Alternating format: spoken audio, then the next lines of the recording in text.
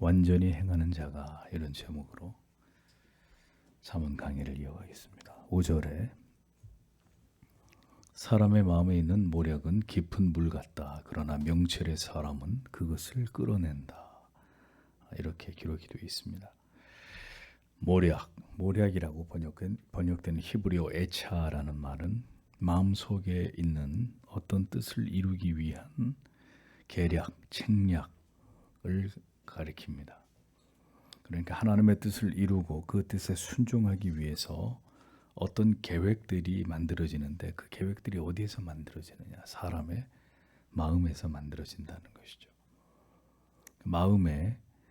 우리의 마음에 하나님과 하나님의 말씀이 늘 우리의 마음에 머물고 있다면, 하나님께서 원하시는 바를 이루어가는 일에 우리의 마음은 신속하게 뜻을 정하고 그것을 이루어가고자 할 것입니다.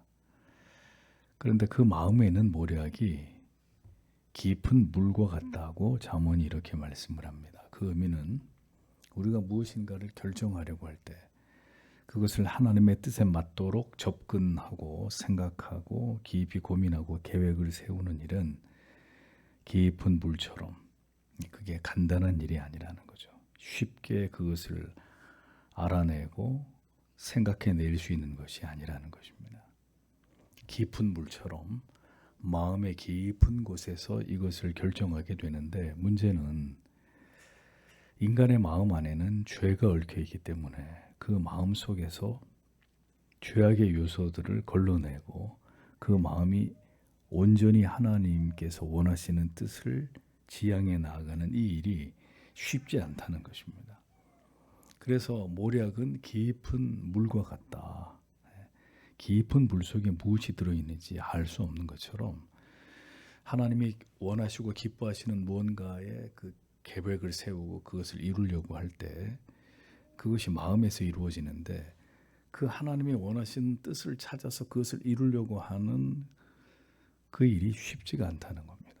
깊은 물처럼. 보통 사람들의 마음과 생각은 이기적인 자기 사랑의 본성에 뿌리를 두고 있습니다. 그래서 무엇인가를 고민하고 결정할 때 가장 먼저 드는 생각은 내게 유익하냐 유익하지 않느냐, 나에게 좋은 것이냐 좋은 것이 아니냐, 이것을 기준으로 선택을 하고자 합니다. 그러나 지혜로운 하나님의 사람들은 자기의 마음속을 더 깊이 들여다보면서 내가 원하는 것을 쫓으려고 하지 않고 하나님이 나에게 무엇을 원하는지를 그것을 찾아내고 생각해서 그것을 따라가려고 하게 된다는 겁니다. 하나님의 뜻이 무엇인지, 이것을 행하는 것이 과연 하나님 앞에서 옳은 것인지 틀린 것인지를 심사숙고한다는 것이죠. 그렇게 마음에서 들려오는 소리에 대해서 깊이 살피고 또 살펴서 하나님이 원하시는 바를 깨달아 내게 된다는 겁니다. 마침내 이 모든 일들을 통해서 하나님이 원하시는 바가 무엇이고 내가 어떻게 행하기를 원하시는지를 진리 안에서 우리의 마음 가운데서 세밀하게 말씀하시는 그 성령의 음성에 귀를 기울여서 마침내 그것을 마음 깊은 곳에서부터 길러낸다는 거죠. 하나님께서는 오늘도 하나님을 경외하고 사랑하는 자들의 마음 가운데서 말씀하십니다. 이 귀로 뭔가 들려주는 게 아니라 우리의 마음을 통해서 말씀하시죠. 역사하십니다. 그래서 우리의 마음을 움직여서 고집스러운 뜻을 꺾기도 하고 그 마음의 뜻을 돌이키기도 하고, 어떤 것은 마음에서 강하게 어떤 것을 결단하고 추진하게 만들기도 하고, 즉시 그 마음에서 멈추기도 하고, 하나님이 이렇게 우리의 마음을 움직이시면서 하나님의 뜻을 이루어 가신다는 말입니다. 근데 앞에서 얘기한 대로 마음은 복잡한 것들이 얽혀 있습니다. 사람의 어리석은 생각, 이기적인 마음, 또 미움이나 시기나 질투 같은 것, 자존심, 속이려는 마음, 부정적이고 반항하려는 마음, 온갖 죄악된 것들이 이 마음 안에 얽히고 설켜 있습니다. 그래서 그 마음 깊은 곳으로부터 하나님께서 내게 조용히 은밀히 말씀하시는 것을 길러내는 일은 간단하지도 쉽지도 않습니다. 그게 그렇게 쉬운 일이라면 많은 사람들이 그랬던 길로 갈까요? 자기 고집대로 곁길로 행하는 일들을 그렇게 쉽게 행할까요? 마음의 깊은 곳을, 더 깊은 곳을 들여다보면서 그 속에서 하나님의 뜻을 찾아내고 길러내는 사람, 언제나 말씀과 기도를 사랑하고 그 시간을 귀하게 여기면서 깊은 물속에 있는 것 같은 그 하나님의 뜻을 깨닫고 그것을 길러내는 사람, 하나님이 그런 자들에게 하나님의 마음을 그에게 포개어 주시는 것입니다. 그러니까 생각해 보십시오. 오늘도 우리가 하루를 시작하기 전에 혹은 하루를 마무리하면서 우리의 마음 깊은 곳에서 뭘 길러 올리고 있는지를 생각해 보십시오. 어떤 사람은 분노를 길러 올리는 사람이 있을 것이고, 어떤 사람은 억울한 감정을 길러 올리는 사람이 있을 것이고, 어떤 사람은 후회의 마음을 길러 올리는 사람이 있을 것이고. 그러니까 마음 깊은 곳에서부터 오늘 우리가 길러 올리고 있는 게 무엇이냐, 어떤 것이냐. 진리의 깨달음은, 하나님의 음성은 마음 깊은 곳에서 들려옵니다. 그런데 인간의 생각, 인간의 마음은 마음의 표면에서, 마음의 얕은 곳에서 들려옵니다. 뭐 귀를 기울이거나 깊이 들여다볼 필요가 없습니다. 그냥 당장 떠오르는 그 마음이 인간의 마음이고 인간의 감정이고 인간의 생각이죠. 귀를 기울일 필요도 없고 깊은 곳에 영혼의 탐조 등을 비추어 볼 필요도 없습니다. 사람의 가벼운 이기적인 생각은 언제나 그렇게 어렵지 않게 금방 우리에게 전달이 됩니다. 그러나 정말 하나님의 뜻을 알고자 한다면 감정에 의해 쉽게 휘둘리는 마음의 표면이 아니라 깊은 물 같은 마음과 영혼의 깊은 곳에서 들려오는 하나님의 말씀, 그 마음의 저 밑바닥에서 들려오는 진리의 귀를 기울여야 된다는 거죠. 그러니 아무나 이 음성을 들을 수 없어요. 사방을 조용하게 만들어 놓고, 그리고 정말 하나님의 말씀과 기도의 방편을 통해서 그 깊은 물속 같은 사람의 마음, 거기로부터 들려오는 하나님의 음성에 귀를 기울이려고 해야 되는 거죠. 명철한 자가 그리 많지 않은 것은 오늘도 하나님의 뜻을 발견하려고 하는 이 모략을 깊은 물과 같은 마음 깊은 곳에서부터 찾는 이가 적기 때문이라는 사실을 기억하셔야 합니다. 우리는 하루 종일 보는 게 너무 많아요. 듣는 것도 너무 많아요. 그러니 이 속에서 들려오는 소리는 너무 작게 들리는 게 문제예요. 그러니까 보는 것도 좀 적당히 보시고 듣는 것도 적당히 들으시고, 뭔가 깊은 물 속에서 들려오는 그 모략을 오늘도 듣기 위해서 하나님의 은혜를 구하는 우리들이 되어야 될 것입니다. 6절을 보면 많은 사람, 각 사람이 그의 인자를 선포한다. 그러나 누가 신실함들의 사람을 얻을 것이냐, 이렇게 기록이 되어 있습니다. 무슨 얘기냐면 많은 사람들은 각자가 스스로 생각하기를 자기가 인자하다라고 생각한다는 거야. 난 참 인자한 사람이야, 자기 스스로. 그러나 실제로 하나님 앞에서 신실하고 진실되고 충성된 사람은 많지 않다, 이렇게 잠언이 지적을 합니다. 앞에도 말씀드린 대로 우리는 누구보다도 우리 자신을 더 사랑합니다. 그러하기에 항상 내 자신에게는 후한 점수를 주고 싶어요. 그러니까 언제나 나는 잘하고 있고 나는 문제가 없고 나는 옳고, 항상 다른 사람이 문제라고 생각하는, 다른 사람이 틀리다고 생각하는 이런 그릇된 착각에 쉽게 빠진단 말이지. 나는 인자한 사람이야, 나는 바른 사람이야, 나는 정직한 사람이야, 자기 자신에 대해서. 그러니까 자신이 말하고 행동하는 것은 잘못됨이 없다고 보는 거예요.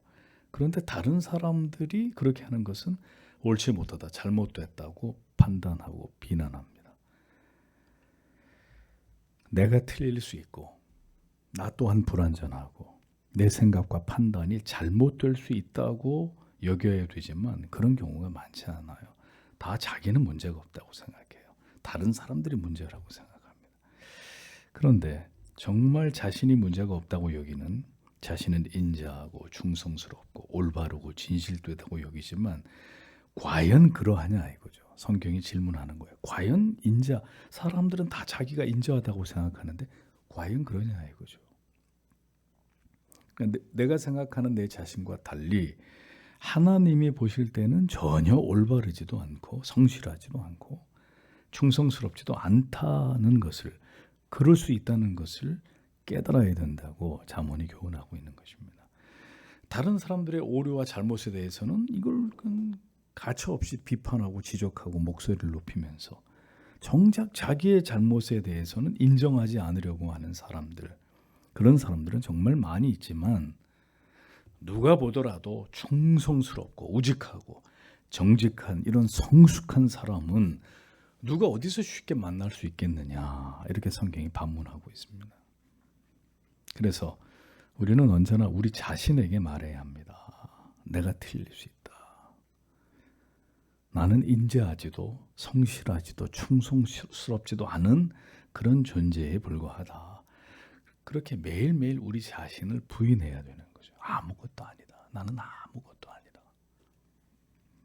그렇지 않으면 그리스도 안에서 결코 하나가 될 수 없을 뿐만 아니라 언제나 우리는 하나님이 보시기에 충성된 이런 성도라고 하나님이 인정하시는 자들이 되기 어렵다는 겁니다. 성경은 많은 사람들이 자기 자신을 정직하게 볼 수 있는 눈이 없다는 사실을 말씀하고 있습니다. 진실로 자기 영혼을 깊이 성찰하면서 성령의 도우심으로 날마다 자기를 스스로 개혁하고 자기를 변화시켜 나아가고자 할 때 우리는 하나님이 보실 때 진정으로 충성된 그리스도인이 되어져 갈 수 있는 것이라는 겁니다. 자기를 자랑하지 않고 겸손히 하나님 앞에서 자기를 낮추는 사람, 자기 자신이 스스로를 인정하는 게 아니라 난 인자한 사람이야 하고 자기 자신이 그렇게 자기를 인정하는 게 아니라 하나님이 그렇게 인정해 주는 충성된 그리스도인이 되어야 한다는 것입니다. 형제의 눈에 티를 볼 게 아니라 내 눈 속에 있는 들보를 깨달아야 합니다. 그 사람이 진정한 하나님의 사람입니다. 그래서 주님은 마태복음 7장 5절에 외식하는 자여 먼저 내 눈 속에 들보를 빼어라. 그 후에야 밝히 보고 형제의 눈 속에서 티를 빼리라. 이렇게 말씀했잖아요. 유대주의 종교 지도자들에게 주님께서 가장 미워하신 것 중에 하나가 그들이 외식하는 거였습니다. 외식하는 거. 위선과 가식, 이 율법주의자들의 특징이었잖아요. 자기에게는 전혀 문제를 찾지 않고 타인에게만 문제를 찾는 이런 그릇된 교만한 신앙에서 벗어나야 합니다. 그리스도인은 하나님 앞에서 나의 문제를 해결해 나아가는 것만으로 벅찬 시간을 인생을 지나가면서 잠잠히 감당해 나아가는 사람들입니다. 그러니까 자기의 인자함을 스스로 자랑할 수 있을지는 모르겠지만 누가 충성된 사람을 만나겠느냐. 그렇게 자기 자신이 인자하다고 여기는 사람 가운데 하나님이 볼 때 진짜 충성하는 사람이 누가 있겠느냐. 성경은 이렇게 말씀하고 있다. 하나님 앞에서 늘 겸손해야 된다는 것을 강조하는 것입니다.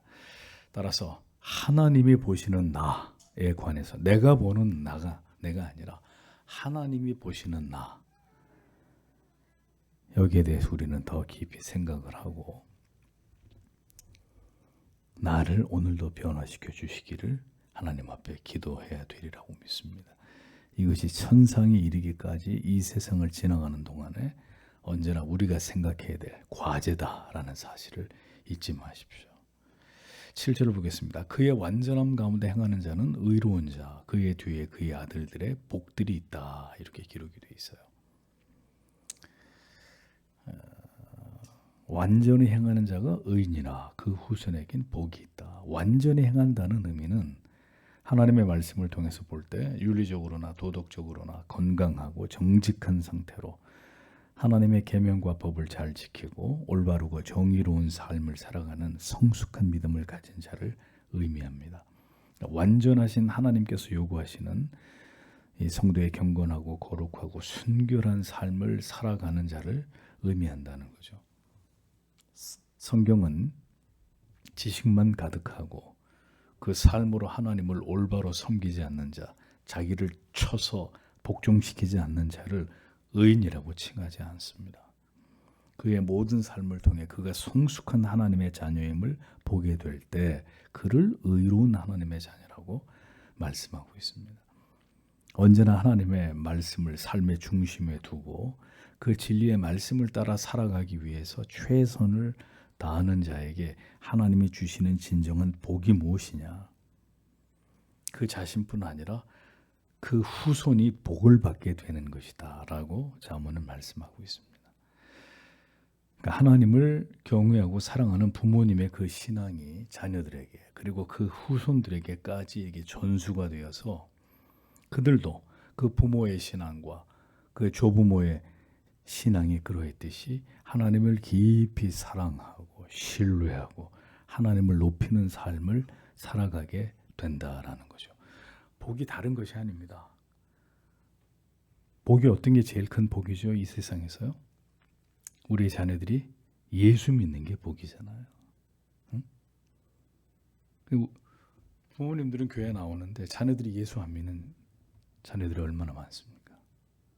그러니 부모가 하나님을 경외하고 예수를 잘 믿을 때 그 행위가 하나님 보실 때 그의 삶이 하나님을 경외하는 성도의 삶이 하나님 보실 때 아름답고 하나님을 기쁘시게 하면 그 후손이 복을 받는데 무슨 복이냐? 뭐 세상에서 부자가 되는 이런 복이 아니라 그 자녀들도 예수를 만나게 되고 신앙을 고백하게 되고 하나님의 자녀로서 이 세상을 살아가게 되는 아니 그게 복 아닙니까? 네. 그래서 우리 모두가 언약의 백성들이 되어서 구원과 영생을 얻게 되는 것 이것이 가장 큰 복이라는 겁니다. 하나님의 구원의 은혜와 하나님을 신앙할 수 있는 최고의 이 복이 자자손손에게 임하게 될 것을 성경이 약속하고 있습니다.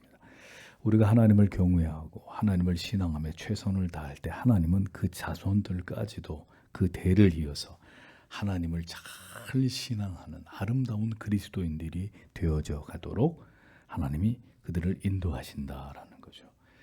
가장 슬픈 일은 그럼 뭐겠어요? 신앙의 대가 끊어지는 거죠. 우리가 죽고 난 이후에 더 이상 우리의 어떤 자녀들도 그 후손들도 하나님을 찾지 않고 예수를 믿지 않게 될 때, 자, 우리가 아무리 이 세상에서 살면서 외형적으로 성공한 삶을 살았더라도 우리의 신앙의 대가 끊어지고 우리 자손들이 예수를 믿지 않게 된다. 하나님 앞에서 영적으로 실패한 삶이 되는 겁니다. 성경은 분명히 큰 배도가 마지막 때에 일어날 것이라고 분명히 주님께서 예고하셨습니다.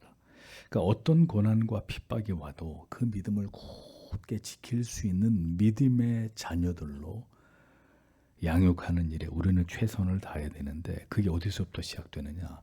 우리의 행위가 하나님을 신앙하는 우리의 삶이 하나님 보실 때 하나님을 기쁘시게 하는 것이 되면 그 자녀들 하나님이 책임지신다는 이야기입니다. 부모님의 신앙을 본받아서 하나님을 지극히 경외하고 사랑하는 자녀, 자손들을 두고 우리가 하나님 앞에 돌아가게 되는 일은 너무나 복되고 감사한 일이 아닐 수 없을 것입니다. 우리는 이것을 위해서 하나님 앞에 계속 기도하는 우리들이 되어야 되리라고 생각합니다. 8절을 보겠습니다. 심판의 보좌 위에 앉은 왕은 그의 눈들 안에서 모든 악을 흩어지게 한다. 이렇게 되어 있습니다. 심판의 자리에 앉은 왕은 그 눈으로 모든 악을 흩어지게 한다. 2절에 보면 20장 2절에 보면 왕이 진노할 때 어떤 일을 겪게 되는지를 말씀했고 8절에서는 왕이 된 자, 그 왕의 권위를 가지고 그가 뭘 해야 되느냐, 어떤 일을 행해야 되느냐를 말씀하고 있죠. 왕은 하나님을 대신해서 나라와 백성들을 통치하는 이런 역할을 감당하는 사람입니다. 하나님이 주신 권위로 심판을 행하는 일을 수행합니다. 어떤 왕이 하나님께서 세우신 훌륭한 왕이겠어요? 왕으로서 모든 것을 판단하는 권세를 가지고 모든 일들을 하나님이 보실 때 공명정대하게 정의롭게 집행하는 자가 하나님이 보실 때 훌륭한 왕이 되겠죠. 자, 그러므로 왕은 오늘 성경의 말씀처럼 그 눈으로 모든 악을 흩어지게 하는, 왕이 해야 될 여러 가지, 국민들을 보호하고 영토를 지키고 의로운 판결을 내리고 다 중요한데, 이 잠언의 이 구절에서는 모든 악을 흩어지게 하는 일을 감당한다. 왕이 그 눈으로 악인을 보고 악을 보고 그것을 흩어지게 하는 이 일을 왕이 감당해야 된다. 그런 의미입니다. 흩어지게 한다라는 말의 의미는 원상복구가 불가능할 정도로 철저하게 악을 심판해서 그 악을 괴멸시키는 것을 뜻하는 것입니다. 그 악이 흔적도 없이 사라지게 만드는 일을 누가 해야 되느냐? 하나님이 세운 왕이 해야 된다는 겁니다. 왕이.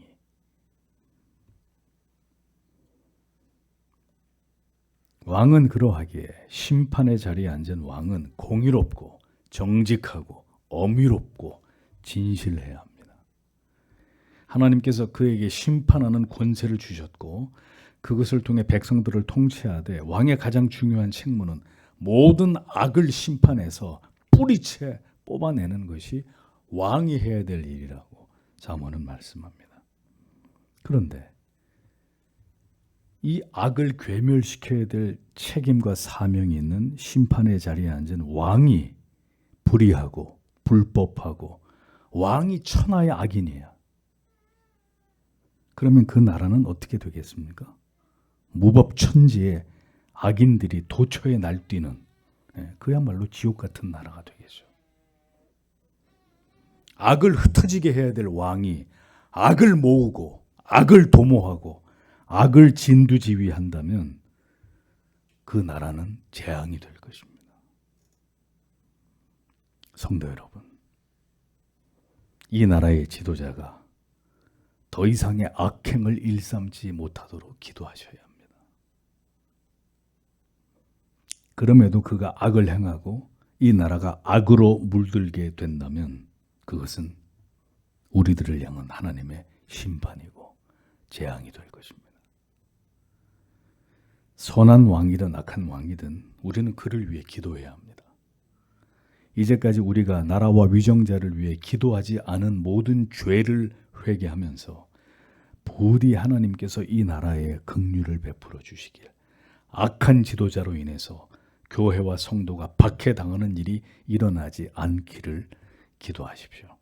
그러나 하나님의 뜻이 기어이 그 악한 정치 지도자를 통해 교회와 성도를 핍박하시기 위해서 하나님이 그를 세우신 것이라면 그 모든 일들을 통해서 교회와 성도가 죄를 회개함으로 더 거룩해지고 순결해지고 영적으로 더 강력하게 무장되는 은혜가 있기를 우리는 기도해야 될 것입니다. 그러므로 성도 여러분, 더 주님을 신앙하는 일에 진력하십시오. 이 나라와 교회를 위해서 더 간절히 기도하십시오. 우리의 자녀들에게 하나님의 진노가 아닌 하나님의 긍휼과 자비가 임하기를 기도하시는 여러분들이 되시기를 바랍니다. 다 함께 기도하고 돌아가도록 하겠습니다.